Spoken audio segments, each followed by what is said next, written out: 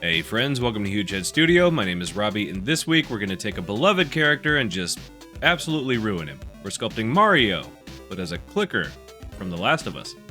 Which of all the mashups, it sure is one of them. So it's yet another concept that I guess requires a glimpse into how my weird little brain works, so here's what happened.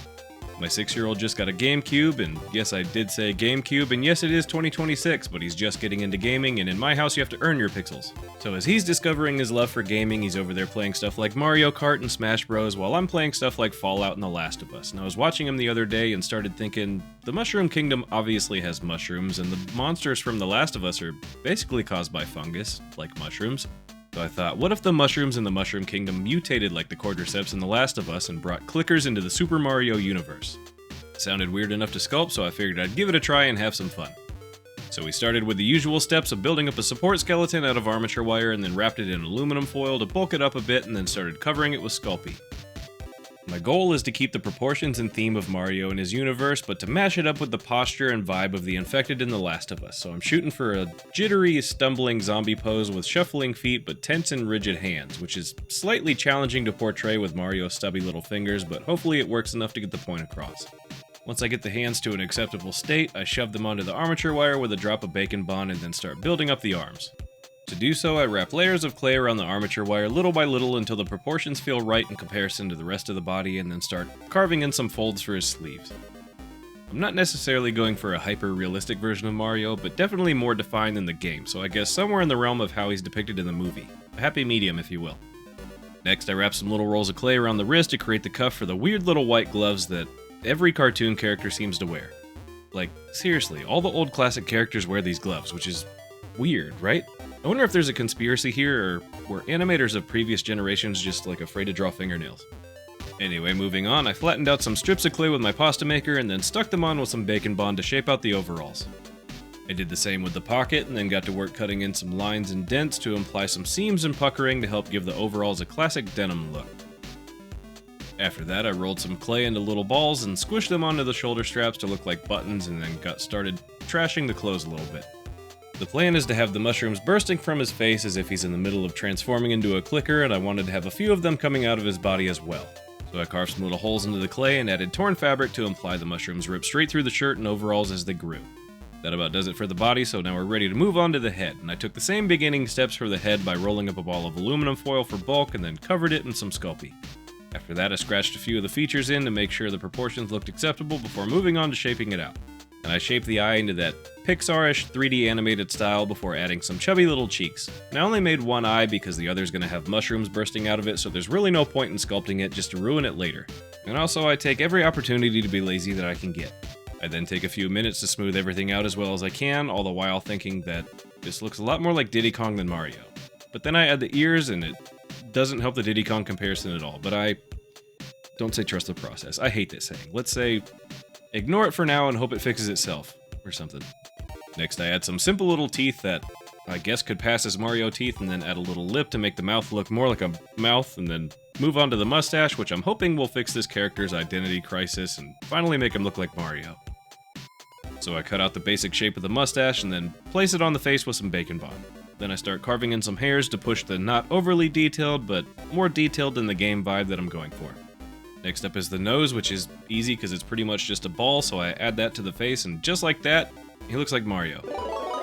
I add an eyelid to give the eye a sleepier expression, which feels more fitting for someone who's supposed to be infected. He wasn't looking very zombie-like with that wide-open eye we had a minute ago. It read more like, I love caffeine than fungus monster. After that, I add some more flattened bits of clay for the rest of his hair, and then scratch in some strands just like we did with the mustache. Once that's done, we're far enough along to go ahead and add the head onto the body to add a little more stability for the next step, and then take a look at the whole picture and make sure it all looks good so far. Then I add the hat that I made off screen, which really just means that I forgot to film it, and then realize it looks a lot more like the biker from the Village People, but it's fine, we're rolling with it. I add a circle patch to the hat so we can paint the M on later, and then get started on making a bunch of little mushrooms by cutting balls of clay in half and then shaping them around a ball stylus until they resemble the mushrooms from the Mario universe. Next, I take some liquid Sculpey and squeeze a glob onto the face and then spread it out with a silicone tool to make it look like bulging veins or something that's intended to look infected. Whatever it is, it ain't right.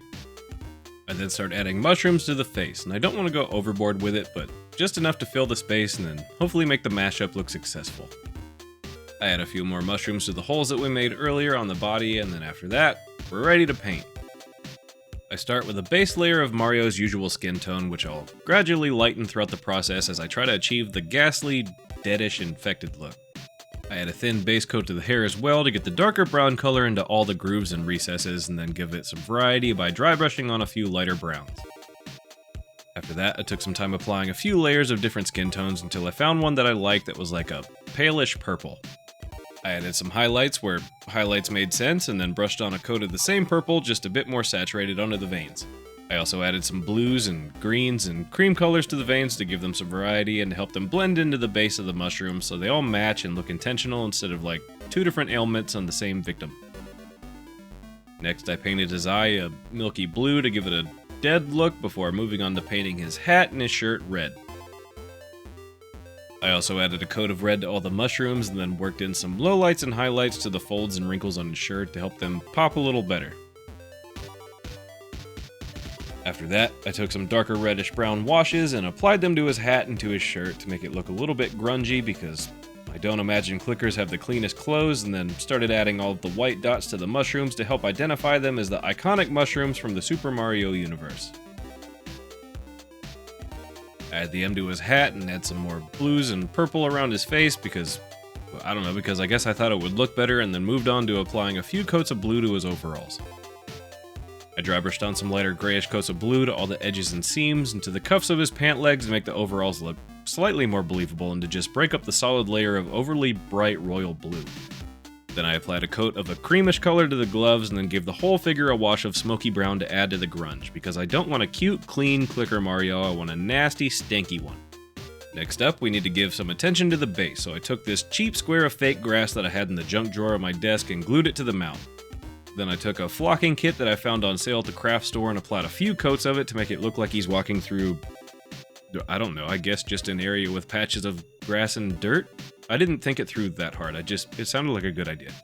Then I glued on a few more little mushrooms to tie the scene together, and there you have it, a Mario clicker mashup.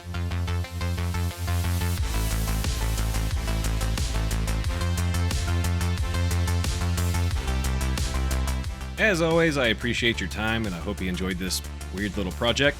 If you liked it, if you want to stay up to date on whatever odd thing we make next, be sure to like and subscribe. But I reckon that's all for now, so thanks for watching, and I'll see you on the next one.